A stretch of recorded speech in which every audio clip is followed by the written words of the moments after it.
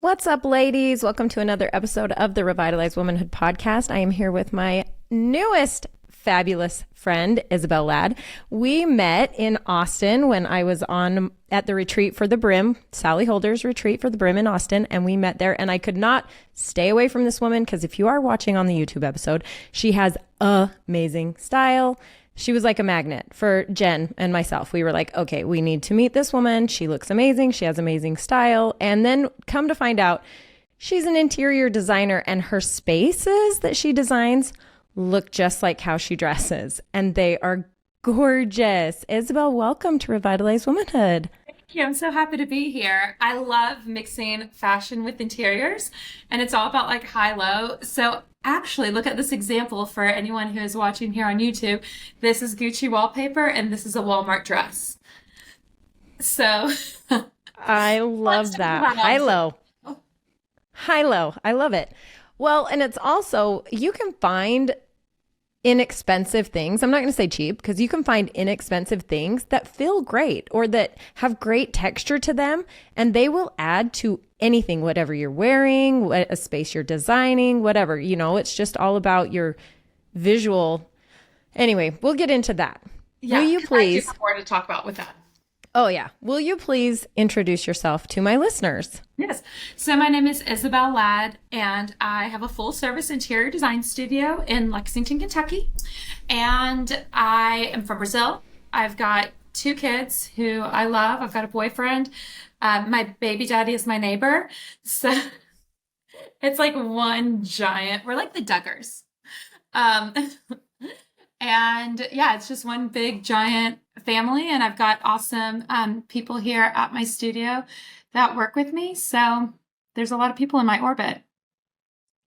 Okay, so you're from Brazil. What is your origin story of coming into, was interior design your focus? Was that your main goal? No. So I moved from Brazil when I was young because my parents are in the horse business. They breed and raise thoroughbreds. Kentucky's the horse capital of the world. So that happened.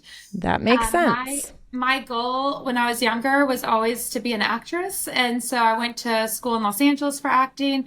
And then when that wasn't panning out, interior design was like the next thing that could be like bold and in your face. And so I made a decision early on in my career that I wanted to be a loud interior designer and just be plastered on magazines and different media stuff. So I hired a PR guy. And so I didn't make it in Hollywood, but by God, am I hoping to make it in this interior design realm. I love it. And I love that you call yourself the curated maximalist because that is completely opposite of what everything is right now. Everything is minimalist. Everything is simplified. Everything is, you know what I mean? And everything is, what's the word I'm looking for? Opposite of abundance. Predictable. White, gray, black. Yeah, it's more predictable to me. And I've got so many mantras that are like opposite of what you see a lot in the mainstream right now. So more is more, less is a bore. Mix and don't match. Because you know how people are always like, oh, you can mix and match. I'm like, no. Mix and don't match. What else have I got? What's another one of my mantras? More is more. Oh, beige is not a color. And also beige is for beginners. I know that there's more where this comes from. This is just everything that I can think about like right now. I love it. These are great. I'm totally writing them down because I love them so much. I actually just did a little Marco with my friend yesterday because of the cabin I showed you that I'm dying for this woman to come and renovate and decorate for me. I'm dying. It'll happen. It'll happen. Just you wait. But so I was walking her around and said, okay, here's the bedding I picked out, whatever. And so I got the bedspreads are like that rust good like red rock because we're here in southern Utah, so like the red rock. And then this pillow, you would be so proud of me. I'm going to send you a picture of it when we're done. You would be so proud of me. This pillow that I got to go on this bed, first of all, the back one is kind of like an Aztec like blue and aqua blue, southwestern looking, but then the square one is this like very light pink, like almost even lighter than the pink behind you, but light pink. And then it's got this stitching work of this like llama, and it's got that rust color in it and those blues in it and some browns in it. It's just like, and my friend's like, I could never do that with color. And I'm like, why? It is a pillow. What is the worst thing that can happen here? I Yeah. don't like it. Yeah. And I go So change it out.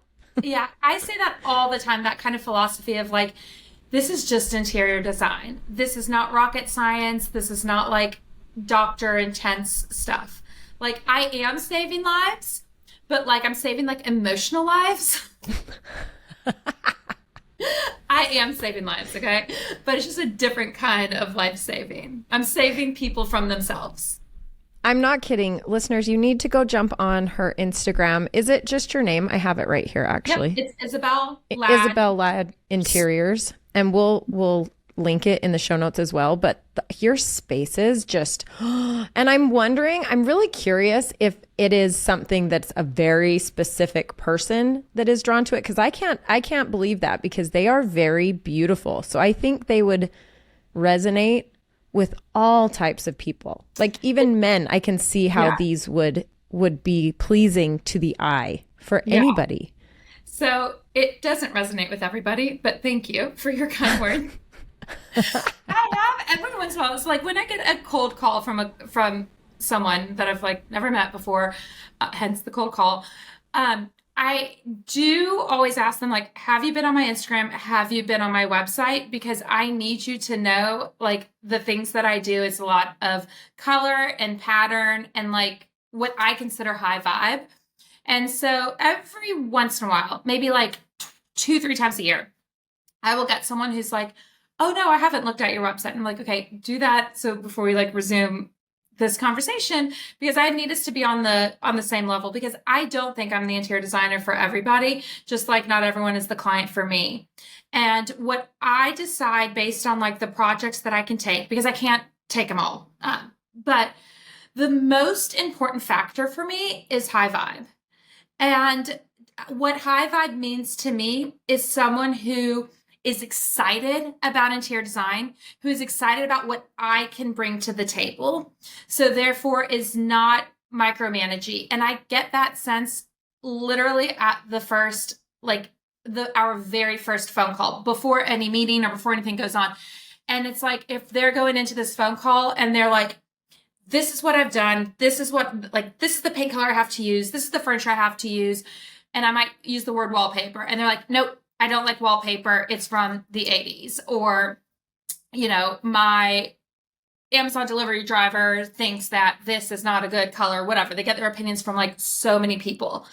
And so that's what I look for. It's not just like, oh, this is the budget, or it's one room versus a whole house. It really is the vibe, because there's plenty of times where, of course, like doing a full house is awesome because I get a lot to showcase at the end, and it's just really great to do a whole house. But there's many times where it could be like, here's a room or two where I can have a lot of fun in a powder room or in a bedroom.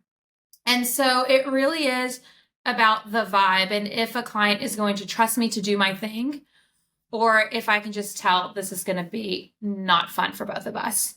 Well, and that's a big deal when you're hiring someone like this for an interior design project. It's like, I'm going to find the person that fits with what my hopes are for the space. You know, that's anything in life. It's like, you don't just go to the car dealership and you're looking for a Mercedes and you end up at the Nissan store, right? You need to, you do your work. So that's so funny that people don't know themselves well enough, or maybe don't know what they want well enough, that they would even come to you and then try to micromanage a project. Because I know, I look at your stuff and I'm like, yep, that's for me. I 100% right. And Jennifer, who we were with in Austin, same thing. We're both like, yep, you're for me. But I cannot imagine. So that's interesting that people will come to you that way. And yeah, that's a weird thing. I've had someone be like, I love neutrals, love, like my pop of color is like the softest aqua. And it's like, it was just not exciting, you know? And so I'm like, you can get a designer who loves neutrals. But it's like, it works both ways. I'm not saying that one is right, one is wrong. No, of course not. There's plenty to go around to everybody. And so there's many times where a client will come to me and it's not the right fit because they're saying, they love neutrals. And then I've got a whole network of interior design friends. And then I'll just go over to my neutral interior designer friend and be like, hey, I think this is a better fit for you. Would you like me to connect you guys? And then likewise, I'll have a designer friend being like, this girl loves wallpaper with so much color. I can't do it. Are you wanting to do this? And so it really is about pairing up designers and clients to be a good match. Absolutely. I love that. I want to get back to you talking about how you can tell someone is not right for you just by meeting them the first time. And that's in my community, as far as this women's community, we talk about that as being like listening to your intuition, right? Something that I don't think many of us do anymore very often. I think we've not had to use it so much because of all the conveniences in our life. Like, because, intuition was basically your emergency alarm for a tiger's going to eat you, or right? Your intuition was feeling someone sneak up behind you, or, it's a danger, it's a protectant for you. And I think we've quieted it so much to the point that now we don't listen to it. And even though it's there, when you kind of feel like, this might not be something that I should be doing, you ignore it. And that's something we're working on in this community, being more intentional about listening to those kinds of alarms that go off. And it's an okay thing. Like, that's funny that you said that you're talking to your therapist about boundaries, because that's a huge boundary. That's a perfect way of defining, I have a boundary. We're not going to be a good fit. Love ya. I'm going to pass you on to this person, right? Yep. So I have a life coach, and we work a lot on intuition. And if I go back into the projects that have not been a good fit, those are the projects where I'm like, I have so much anxiety. I lose sleep, or I have like these reoccurring dreams, or I'm like not eating. Because I'm just in constant, like, I just want to keep on, I just feel like I'm just like going to throw up at any minute because the anxiety is eating me alive. And the anxiety to me also manifests in a way where it's like, if I'm like in this throes of something really bad, it's like my text message dings and I'm like, I like jump at every phone call, at every like text message. I've got to chill. And so I've gotten a lot better at that, but I've just worked on that with my life coach a lot. And in all of those high anxiety, bad fit projects, if I look back, I can always remember the first red flag that I have ignored. There was always a red flag. And sometimes, because I am very in sync with my intuition, and sometimes it does start like, maybe the conversation is just like 30 seconds deep, 30 seconds in, but it's like my inner self, my higher self just already knew, like, this is not. So it's not always so much of just what people are saying that are in these red flags, but it's like how I'm responding to them. And my intuition just always knows, is this going to be a delight or a disaster? I totally can relate to you. We had 8 vacation rentals, and whenever I would talk to the people about, like, even just getting started in we want to rent your property, right? And messages that they would send when the first couple that I remember being horrible afterwards. And I was like, what in the world? Why didn't I listen to myself? Honestly, a couple times I said to my husband, this person's going to be a nightmare. Like, we cannot rent to this person. But it was at a time when we had lost everything and we were trying to rebuild. And he's like, no, we need to book it. It'll be fine. No big deal. And then it turns out being a disaster, or ends up costing us money, or ends up this or that or the other. And I'm like, I told you. And by the time we got done, we sold our last one. I think we did it for 6 years. We sold our last one in COVID. And he knew to listen to me. He knew that if I got some feeling about something, that he was like, no, they don't need to book. Don't worry about it, Yeah. And so I totally can relate to you with that, because you look back on those first interactions and you're like, oh, yep. That was it. That was the one thing. That was the thing that I kind of should have listened to and didn't. Yeah. And there's even times where my COO, Ashley, and we talk about every single project that gets presented to us. And we come at things with like different perspectives. Like, our brains are just going in different ways. And so to me, sometimes all I can say is like, it's a feeling. And then Ashley will say something to the effect of like, well, now we've got a contract. We've added this to our contract. So this is protecting us. We'll be clear about this. We'll be clear about like when we can start, that it's not right away. It's in this amount of months. So Ashley's like setting us up for success with the, with all of the things in place, contracts and timelines, all the stuff and clarity and expectations that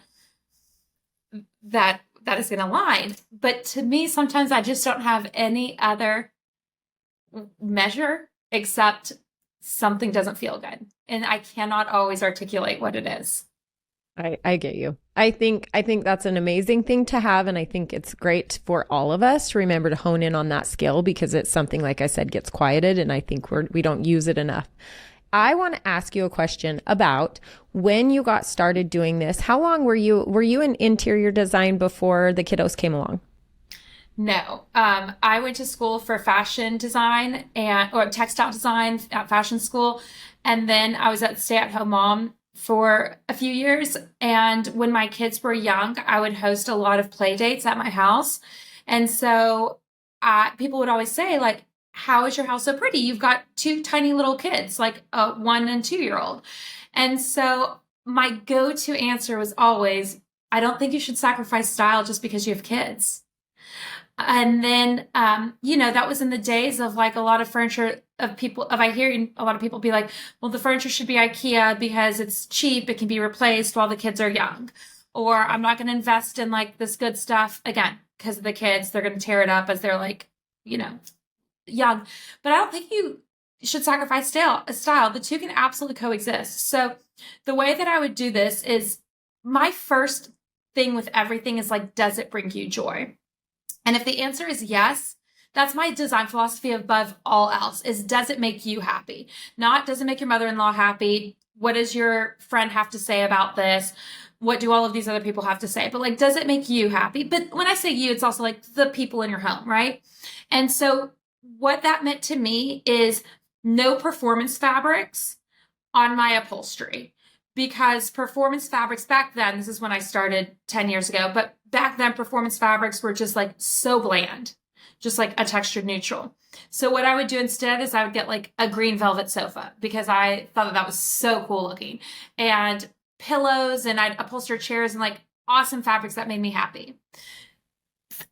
Kids would spill, kids have thrown up, kids have like wiped hands of Cheetos like on the stuff. But here's the thing, you can get it cleaned, or years later, you can get it reupholstered. So I'm not saying like, oh, let's live in this life where it's like, we're just like throwing things away and like, we don't care. Like, it's like, no, you can just clean it and take care of things.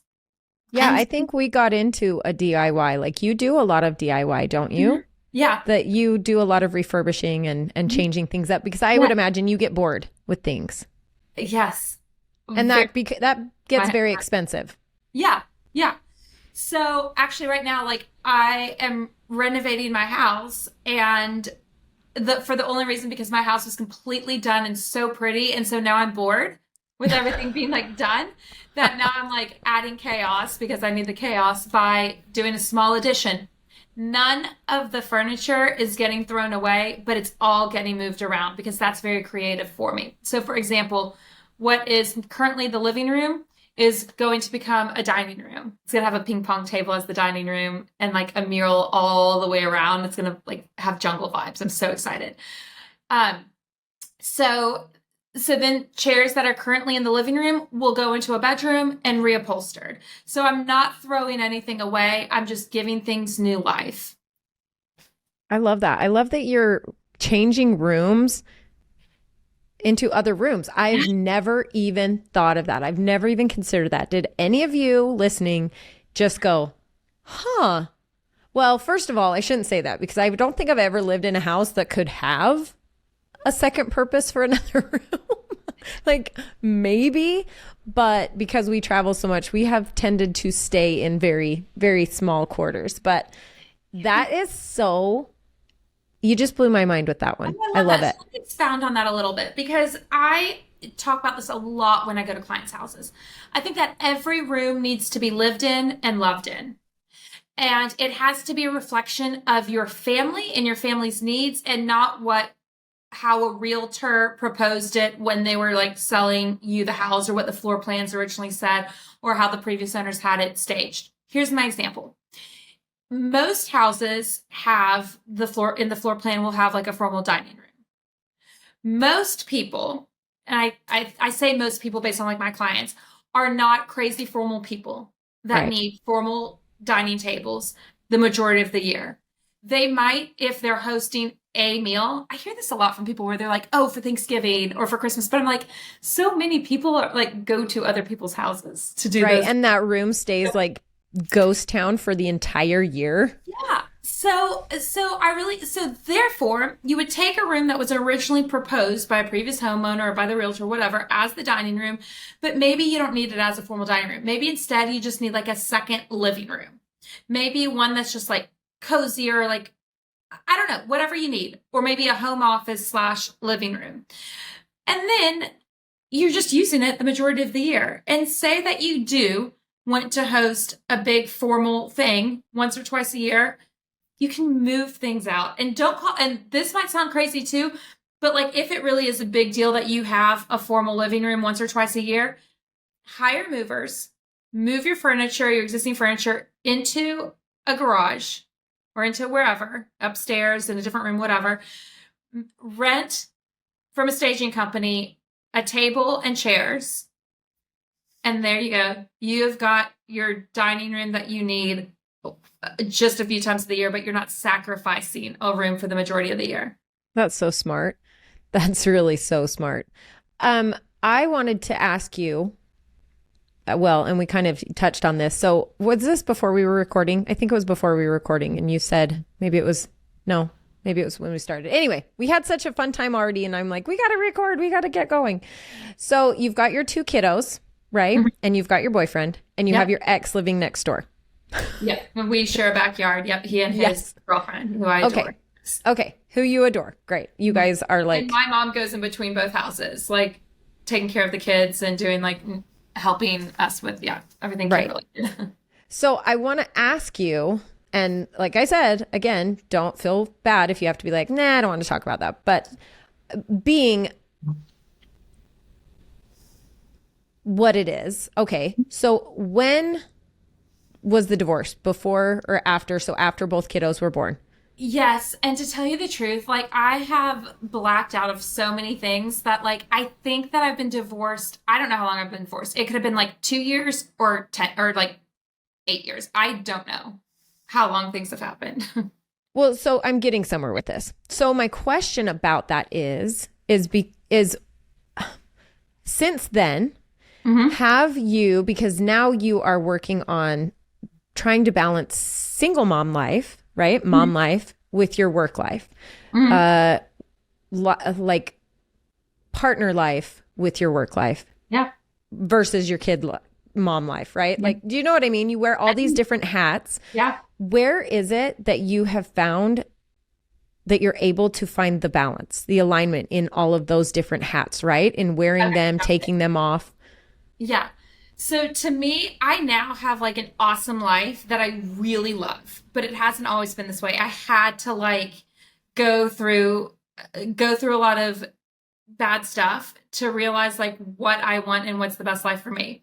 The best life for me, that where I achieve this balance, is because I feel like I'm no longer trying to achieve balance. I feel like, hey, I've got this. Like I've checked this off my list. I have got my balance down. And the reason why, in my experience, is because of the village that is behind me. That's the only reason why I have it. So like my baby daddy and his girlfriend, they have the kids Monday, Tuesday. All of this is in air quotes because we just go back and forth with like who has them. It's very written in stone. But they have them Monday, Tuesday. Therefore, that I know that I can have my social time, my meeting friends out, my working late, because I'm obsessed with my job. And I love, if I don't have the kids, I'm going to work till like 9, 10 o'clock at night without question, without thinking twice. So I know that Monday, Tuesdays, I can like have fun and do whatever I want. Then Wednesday, Thursday, I know I've got the kids and I'm going to really like be focused on them because I've also like got it out of my system, the other balance that I need. So I'm able to give very focused quality time with them. And then my baby daddy and I, we alternate kids on the weekends. So Friday, Saturday, Sunday. And so it's like, I've already planned, like, this is when I can take a 5-day trip or a 5-day mini vacation or what have I. So that is how I turned limes into lemonade. It was like, I'm not advocating for divorce at all, but I am advocating for living your best life, whatever that means to you. And so in my case, I was able to turn the situation into something really great because I chose to. But there's other ways you can, I mean, I don't have the experience with it, but I'm sure that, other people can find balance in their own way by scheduling sitters or by doing whatever they have to schedule that balance time. But for me, it just comes natural because I have this built-in village, and the village extends to my sister-in-law, to my parents, to my baby daddy's parents, to my boyfriend and his mom. So this, it's not just a small nucleus. It is very big, the village. It extends to the people that I work with, when they can help, when I delegate things so that I can have a more expansive, balanced life. I actually think it's really interesting that you just said that you're not advocating for divorce, because this is so funny and completely random and has nothing to do with me, you, this episode, nothing. Mm-hmm. But I was just thinking about it today that I got a comment, and this was a long time ago that I got a comment on YouTube on one of my episodes I recorded with Heidi Powell. And she was talking about her divorce from her husband, Chris, who they did the TV series together. And she was talking about how they had to work really hard at it. It wasn't like they just called it quits. They worked really, really hard at trying to make it work, yeah. Right? And someone put on the comment, this episode is advocating for divorce. And I thought, you missed the whole point of that episode. Who are you blind to think that we are all human, and 50%, I think it's over 50% now is the divorce rate. Mm-hmm. Over 50%. So to be so ignorant to think that, I'm divorced. I divorced my high school sweetheart. We were married for 1 year and then divorced. Mm-hmm. It was a blip. I don't even feel like I was ever married. I don't feel like it was even anything more than having a boyfriend. It was so silly just because I had a piece of paper that said I was married. It was very silly. I was too young. I didn't know what the commitment was I was making. And I think that happens a lot. Yeah. But that's my experience. But then to have her talking about her experience and how they really, really grueling work to try to make it work. But at this time, at the end of it, you say, we have one life, right? And if our life, and they were very good friends, it sounds like you and your ex, and they were very good friends as well too. Yes. And coexisted so well with the kids, or they still do. Sorry, this isn't past tense. They still do. But I thought for anybody to think and be so unrealistic to think that all marriage is success or you're a failure is what? Yeah. What world do you live in?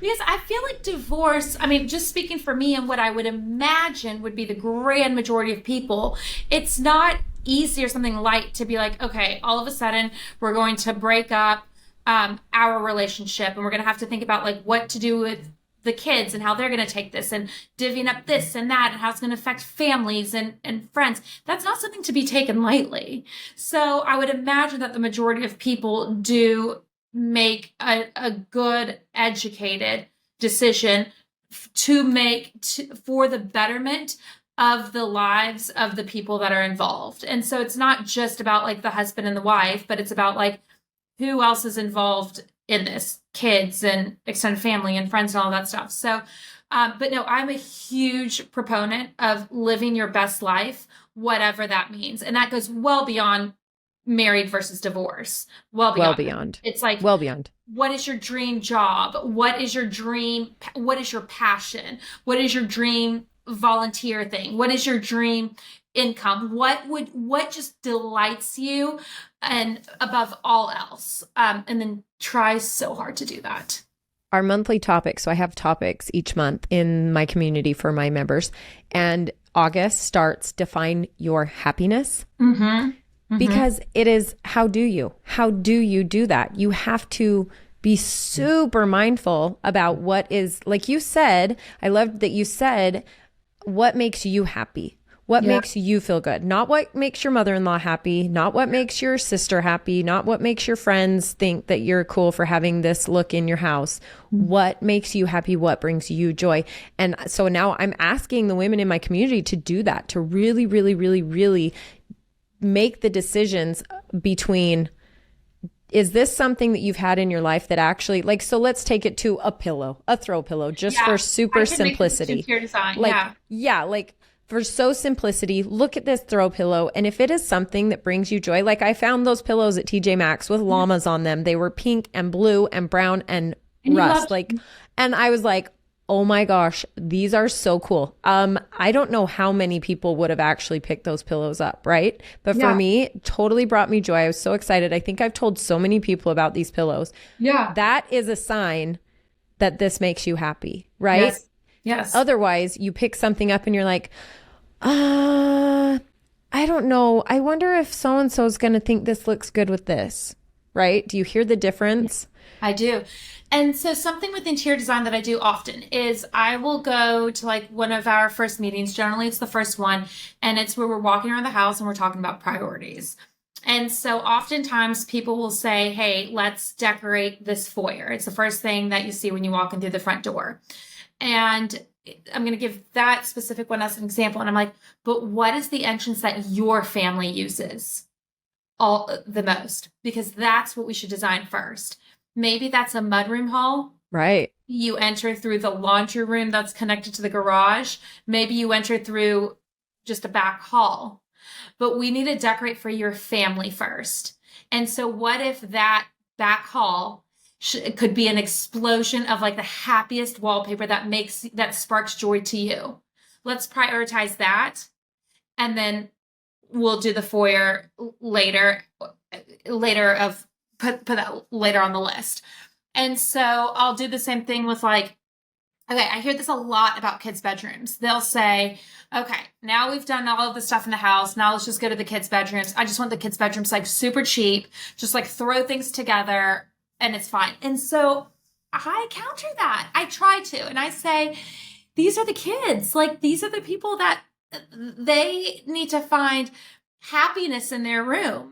And have that be their happy place, their safe place. Their bedroom cannot be their like the house's leftovers. So let's think about what is their interest and how they want to reflect that. I could still go inexpensive in a kid's bedroom. That's no problem. I don't have to be doing custom window treatments or whatever, but I don't like the idea of leaving the people that are most important in the house to like have like the sloppy seconds. So like in my kids' bedrooms for Christmas, I gave them each their own bedroom because they used to share. My youngest, Theo, is obsessed with his bedroom and he goes in every day and he tidies it. He makes his bed. He's like, I see little OCDs coming out, which make me so thrilled because he's always like making his bed so nice, tidying up his desk. And he is so proud of his room. And he always, multiple times a week says, man, I've got the best room ever. His whole room, it looks like it's all from Amazon. It is like, and it's basketball themed. He has like Michael Jordan posters on the wall, Nikes, Oakleys, like Oakleys are back, you guys. A rug that looks like it's like a basketball court, basketball sheets and bedding from Amazon. But it brings him so much joy because it's a reflection of his interests. So anyways, this all goes back to it's about what brings you joy and decorating first for the rooms that your family is going to delight in. Well, and on that, okay, I'm coming back to kids because you're so right. Like I was fourth of 8 children and I felt kind of, and not anybody's fault, like I have very loving parents, but there was a lot of us. And so I did feel a lot of times like there was not enough attention for me. So I was just like, and I see this actually in my middle child, and not the fact that he's not getting enough attention because he is, but it's not enough for him. Now he feels the strain with the baby, right? So for me, I was constantly trying to make a space of my own, make things my own way. Like I would redesign, I always shared a room, right? So I would redesign my room. I would move furniture around. At one point, I was the original Harry Potter. I had the bedroom under the stairs. Legit, we had just this tiny little closet where all the camping gear was stored under the stairs, and I turned that into my own bedroom. At one point, I was in the back of a living room, and my dad brought home like a cubicle wall. And so he split the living room downstairs into another bedroom with just a cubicle wall. And I turned that into my bedroom, right? Like I was yearning for this space of my own, right? Yeah. And now I see that in my oldest son, and he, same thing. He would be like, and we did actually get to do it with him because he was the first. So he always had like, he had the race car and the airplanes for his first room. And then his next one went on to dinosaurs and right. So he always did get that kind of stuff. But my other two, it's like such an afterthought. They just get what it is. Right. Yeah. And I totally felt that when you were talking about them being like getting just like the leftovers, like, oh yeah, the second thoughts, like, we'll just think of you later. Like, oh, it's so true. That is so sad. It shouldn't be that way. They each have their own little independent personalities. We always talk about, oh, they're so different. You know, they don't come with a guidebook, right? Well, yeah. So encourage that, cultivate that, nurture that, like separate them, let them be their own individual selves. Yeah. Anyway, sorry, that was my little tangent for that because that really like affected me. Yeah, no, I get it. And I shared a room too until I went to college. So I never had like a space that was totally mine. But the point is just to decorate for the spaces that your family uses before feeling like you have to decorate for rooms that would impress others. Whichever, I think most people do. I think you're right. You nailed it. That's what it is in my experience when I talk to clients, and it's just about just having this conversation and then just guiding them and say, I know that you had your heart on decorating the foyer. The formal living room or the dining room. You're the boss client, whatever you want, I will do. But what if you were to consider these other rooms as a priority instead?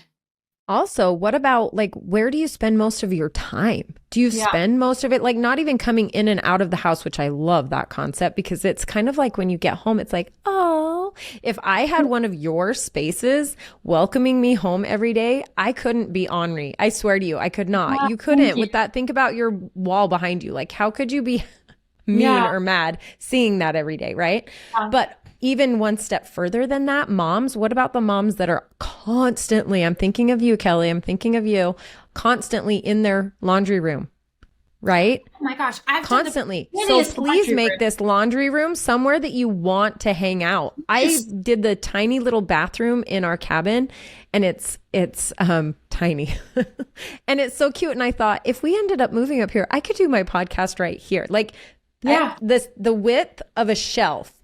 And I'm like, yeah, that could be my backdrop. Like I could just sit right here in the bathroom. Like I thought this to myself, but I'm like, I really dig this space. Yeah.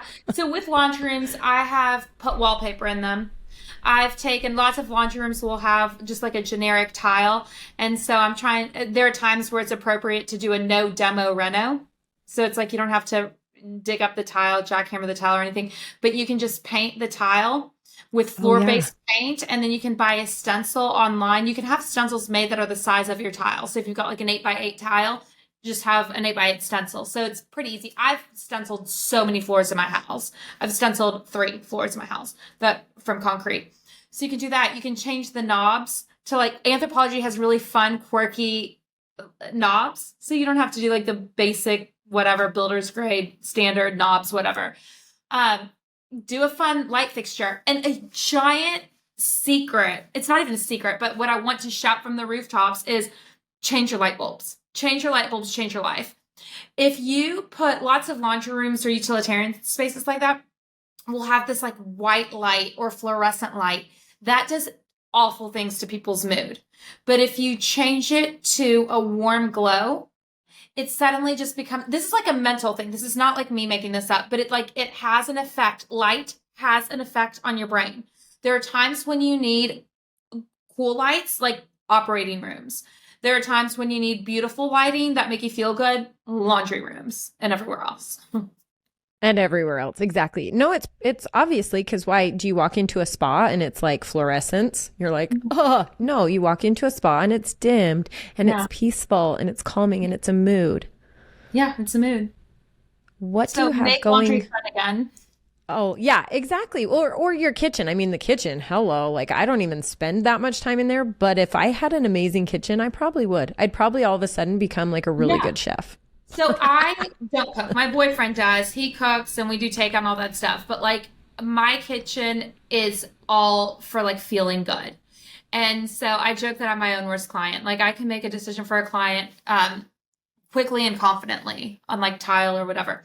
But I always think of my own house as my lab where I can experiment. And so for me, it took me a long time to figure out what I wanted to do in my kitchen until ultimately I decided to wallpaper the backsplash behind the stove and the ceiling. What you could do if you've got like a busy kitchen is you can just take a piece of glass and put it over the backsplash just behind the stove for like splatters and stuff. But with me, I don't care. Again, my house is my laboratory, but I wanted to see what is wallpaper like in a kitchen and a backsplash. And so that's how I've done my kitchen. It's really fun and it's a kaleidoscope of patterns and it flows with the rest of my house and it's an extension of a living room. If you were to take out the cabinets and the appliances that make a kitchen, it would just feel like another part of the house. There's nothing sterile about it. There's nothing uninviting about it. It literally could be a living room if it didn't have appliances. On I that love note, that such. Oh, sorry, go ahead. I do have something hush hush that I can't talk about too much, but I can do a fun plug for GE Cafe for people that are looking into new appliances. GE Cafe is very fashion forward and really pretty appliances. So right now you can get appliances that are like matte black or matte white and you can change the hardware. There's 5 different colors of hardware. There's brass, there's black. It would be so cool to have like matte black hardware on matte black appliance and copper, rose gold. Anyways, there's 5 different finishes and you can change them the way you change like earrings. Just like it's just easy in and out. It's like jewelry for the kitchen. And there's not like a badge that says like the brand of the appliance. So it's very sleek. The refrigerator, when you open it up, there's so many details. It feels like instead of having like actually this goes back to the lighting comment, but instead of having like light bulbs, the way rooms have like fluorescent light bulbs that we just talked about, you know how like on a runway, the model is coming down the runway and there's just this backdrop of like ambient light behind a Like a runway. glow. A glow. That's how this is in this refrigerator. There's plenty of glow. You can see everything. And there's like details made of copper. It's a beautiful refrigerator inside and out. So anyways, that's my plug for GE Cafe. And it really is where fashion meets function. I can't wait. I can't wait to see him. Honestly, it's so sad because by the time we get back from traveling and deciding to build a house, it'll probably be all out and all the rave and everybody will already have it. But I right now am so excited for it. I'm just like, woohoo. Hopefully it won't be moved on to the next thing. I don't think so because these are amazing. And isn't there like colorful toilets or something coming out? Yes, and I do a thing with I love Kohler, and I spoke on a panel for Kohler about color. And so they've just launched there were like 6 colors that were archival colors that have been around since like the 20s. And so it's like light pink and yellow and lavender and a blue green. And so the public voted from these 6 colors. They voted on 2, and the 2 that won were the favorites were a turquoise. It's called spring green, kind of blue, kind of green. And then a peach blow, which is like a peach color.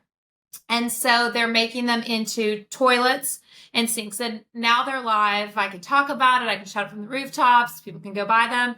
And I'm actually working on a show, House for House Beautiful, where I'm incorporating them in my space. And what's really fun about it, well, first let me tell you about the space. So I've got a sink and a toilet, and I'm so excited about this, but they're not the same color. I knew I'm it. I knew not you were going to say that. and a turquoise toilet because you don't have to match. You can just mix it Yeah. up. But what's really fun is like when Kohler launched this collection of these toilets and sinks right now, and then there's also a bathtub, like a soaking tub that you can get, farmhouse sink. It's really pretty because they've used contemporary modern silhouettes with these throwback colors, so it's a really great mix. But anyways, there were some people, let's talk about like the trolls of the internet. Some trolls on the internet were like, this is so trendy, white is timeless, like, okay, great. For all of you guys who want white stuff, great. Keep your white stuff, no big deal. However, I do want to make a note that white is not timeless. White is the trend now. Right. Because these colors actually started in the 20s. And so like the most I'm now I don't want anyone to fact check me because I'm just going to like spew out information that I That's what I do too. Don't worry. like in the 20s, say that the color of the 20s was blue. Okay. Then in the 30s, it was yellow. In the 40s, it was lavender. In the 50s, it was pink. In the 60s and 70s, it was avocado. In the 80s, it was emerald, burgundy, black. It's same thing in the 90s too. So it's really now that white has been the trend over the past maybe 2 decades. So for all of you trolls out there that are like, I could never do a color. Well, great, because you live right now when white is the trend. That's actually because I have been in interior design. I mean, not your interior design, but my husband's family owns a stair company. So I was the designer for the stairs. So I would help people design their staircases, right? And now we own a cabinet company and a tile company and a flooring company. And it's so funny to watch the trends that come in. And then every home does it. Every parade has it. Every, like the same stuff, same stuff, same stuff. And then it's out. Like before, it was brown alder cabinets here, naughty alder. It was very Tuscan. Everything in southern Utah was so Tuscan. Everything was that. And then now it is farmhouse, or it's craftsman, or it's these are the trends. It's like, so just think to yourself when you're making these decisions, because people would come to me and be like, oh, does this post go with this baluster? Does that go okay? And I'm like, do you like the post? And they're like, yeah. And I'm like, do you like the baluster? Yeah. I'm like, then they go together. Yeah. It's that easy. Yeah. It's not, you don't have to think about this. Like, I think everybody's so scared about this plaid shirt with this floral bottom. And it's like, this is Isabel would say yes to this. Yes, if it makes you the person happy. Yes, if it makes you happy. My friend posted, this is Kelly again, poor Kelly. She took her little niece out for a girls' day, and they went to like a consignment shop, something, thrift shop, and got to pick each other's outfits out for the day. And it was so funny because she was wearing like these clam diggers that were like plaid, and this like, what's that towel? Oh, like terry cloth? Yeah, like terry cloth like kind of shirt. Sweatshirt kind of thing?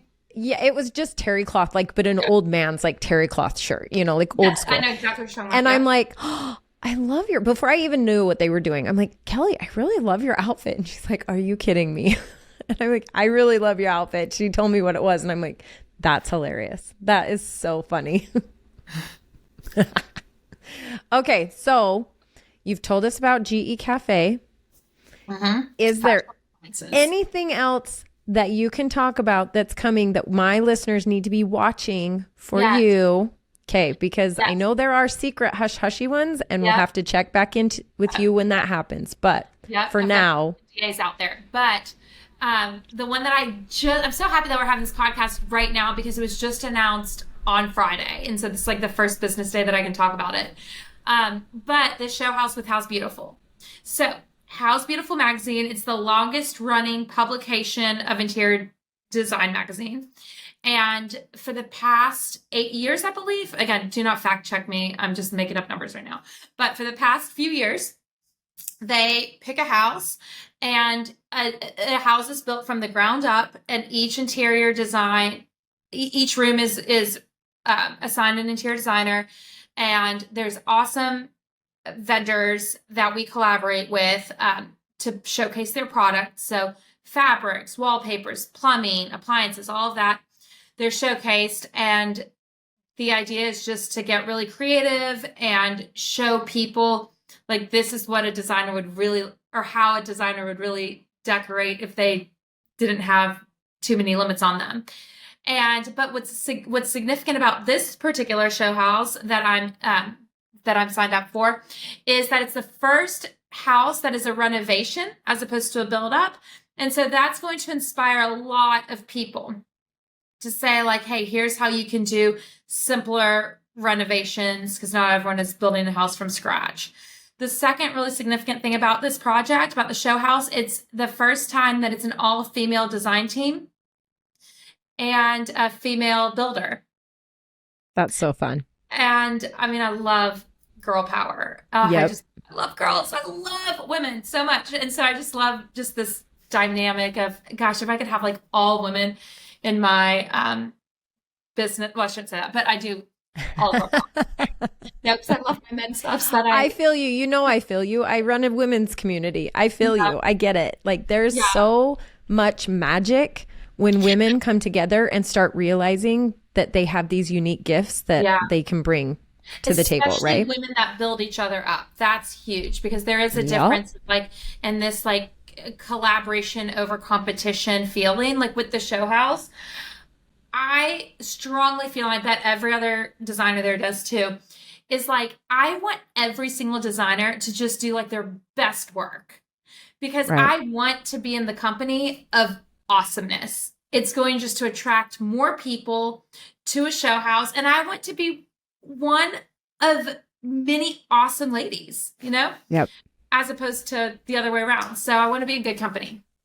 And I am in very good company. So that's a really fun thing about the show house. But then something very unique about the show house too, is that the one thing that we have in common, well, we've got probably a lot of things in common, but one of them is that the show house is designed to show people, to show regular people that aren't designers, the best way to live. Like what are tips and tricks and hacks and things you haven't thought of? And I have like what I call magic moments. I have like hundreds of magic moments in my show house. Like I've got the primary suite. So it's a bedroom, a dressing room, a closet.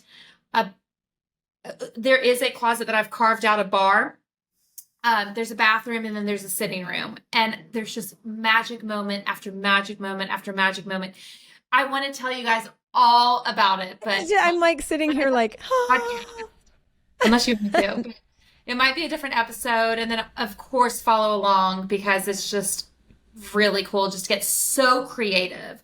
And it's not just for me to get creative, but like when we partner up with vendors, they're sponsoring product and they want their things displayed in really creative ways. So for example, I'm taking tile and so I told you I have this closet and this is separate from the dressing room. In the dressing room, there's a closet. I've gutted the closet and I'm putting a mini fridge. It's like a wine beverage. It's like a beverage bar from GE and from GE Cafe. And then I'm putting a coffee bar on top. So it's kind of like your get ready station. And so it's like you can have your coffee as you're getting ready in the morning. You can have your glass of whatever as you're getting ready to go out or whatever. So, but then I feel like you would think that the countertop should be made of like stone or a solid surface material.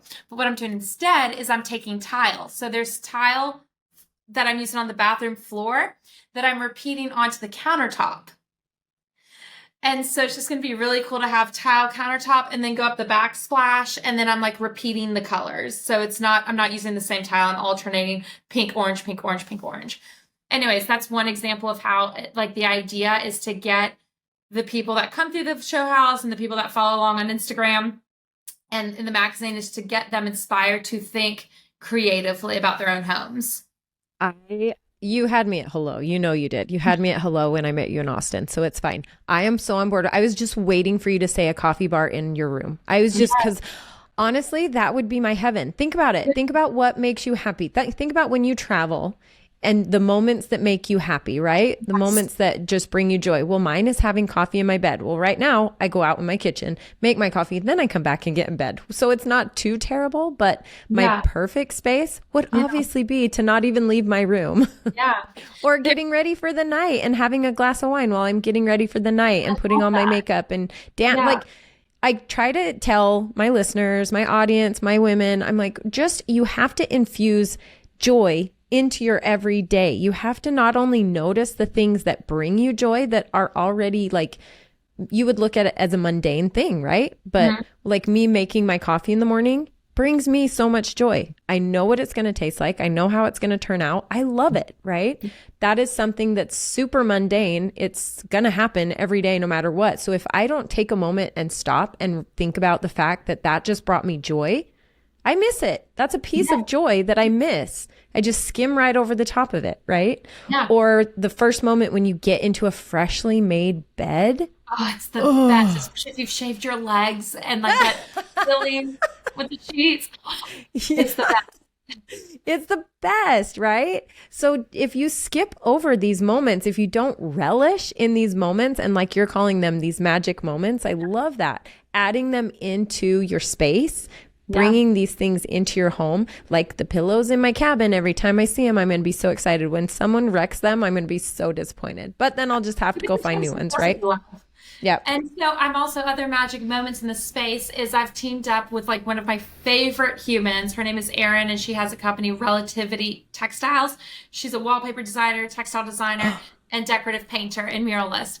And we are creating so many magic moments. So one that I'll share with people is, so like when you're painting, you're going to think about like, oh, what color is the baseboard? What color is the trim around the windows? So instead of painting that a solid color, she's coming in and she's painting these motifs. So all along the baseboard and window casings, there's going to be lots of details and magic moments. And so that's something someone could do that in their own space. So it's like, someone could. I can't, but someone could. Yeah. I could definitely hire someone to do that. Yeah, but it's just thinking things like not for what they are, but what they could be. A baseboard doesn't have to be a baseboard. It could be a baseboard.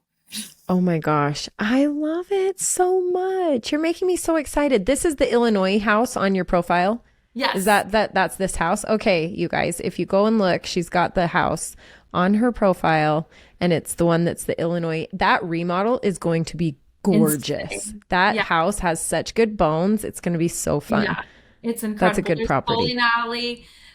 There used to be what they called an Egyptian room because the people who had it a long time ago would travel and collect, and so they had like artifacts in the Egyptian room. I'm pairing up with California Closets to create a magic moment in closets, and all you have to know is a closet isn't just for clothes or housing the kind of things that you would think that it is. So I can't wait. Stay tuned to see how that comes up. But yeah, it's all about creating surprises and magic.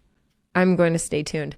I don't want to get too far down this because we can wrap it up. But okay, so my whole thing, and being part, like I said, in the building industry, and of course being part of the Parade of Homes and those kinds of things, every builder is obviously trying to one up the next, right? Because they want you to see what they can do. They want to show off. They want to flex, right? Which is absolutely, I totally agree with those kinds of things. Yep. But to what point, this is going to bring us back to high lows, because to what point is it like I started going through these while I would sit in them because I would have to talk about our design in the staircase or whatever.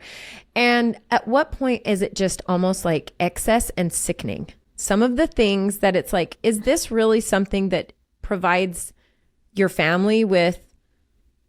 Is that something that comes up with you and your clients? I mean, obviously the client wants what they want. Okay, I got it. Okay, of course, move with the times. Okay, I got it. But at the same time, at what point is excess just excessive? Do you know what I mean? I do. And there's a lot of balance that goes on. And so I just have a lot of, my clients know that I'm going to tell them what I really think. And I will tell them, like, I'll preface it with like, okay, you're the boss. What you ultimately want is what you get. However, here is my 2 cents. And so, because it really is about balance. And when we are talking about like a budget or what something's going to cost, I do start talking about like, okay, I really think that you should spend this here because this, and I usually do it for like big picture items. Like this wallpaper is going to just transform the space. I really think that you need to spend money here. However, I can find less expensive lamps, or I'll say like, here's what I do with lamps a lot. Let's just get these inexpensive lamps, but then let's change the lampshade from white to patterned. It's like change your lampshade, change the room.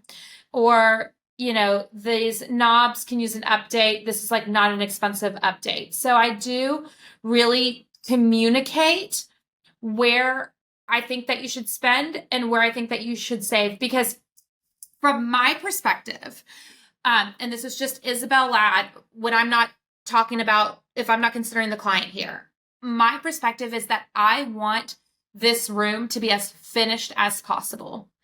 It makes me look good, if I'm going to be blunt.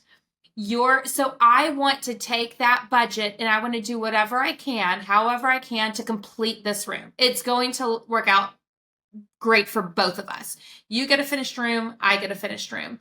Because if we're spending all of your budget on a sofa or all on a rug, well, the sofa is going to look really dumb if it doesn't have pillows, if it doesn't have nightstand, if it doesn't have side tables, if it doesn't have lamps on it, and if it doesn't, and it's going to look, the room's going to look very cold and sterile if it doesn't have the layers of accessories that reflect who you are. So a coffee table, like I can buy you a coffee table, no problem. However, it's when I put the plant on the coffee table. When I ask you, hey, what books, what themes do you like? Because I want the books on this coffee table to reflect who you are as a family. There's a time where I even put a Bob Ross coloring book and colored pencils like on a coffee table just to add personality to this room.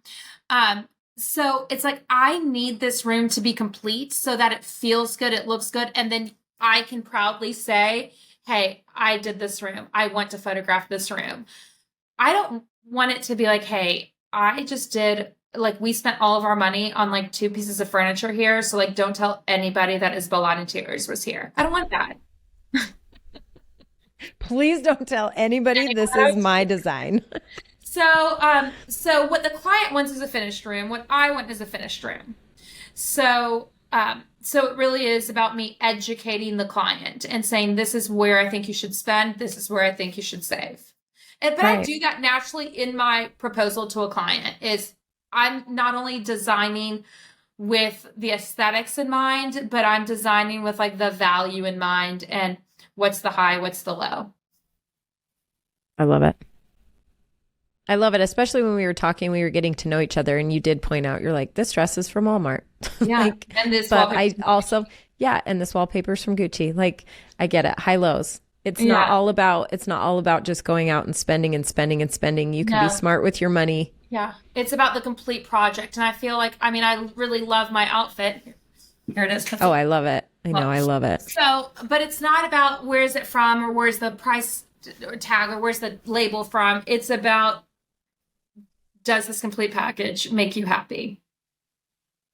Well, that's a perfect place to stop. Yeah. Does this complete package make you happy? I love it. Does it bring you joy? Does it make you happy? Yeah. And that's Mic all drop. areas of your life. Yeah, Interiors, absolutely. fashion, life, parenting, marriage, the people you surround yourself with. Does it make you happy? And if not, then find out how to pivot. Pivot. Yep. Find out how to pivot and figure out why it's not making you happy. And then, be intentional and get to the work. Designing your life. This is not just about interior design. It's designing your life. Yeah. Oh, absolutely. That is Revitalized Womanhood is all about designing your life, revitalizing your life. Right. Thank you so much for joining me. Thank you so much. I'm so glad for this new friendship, and I cannot wait to see what goes on in this new house. Thank you. And really, don't worry. I will be stalking you and making sure you come to Utah and involve me in one of your projects. It would be a dream. The honor would be all mine. Thanks, girl. Appreciate you. Okay. Bye, Gina.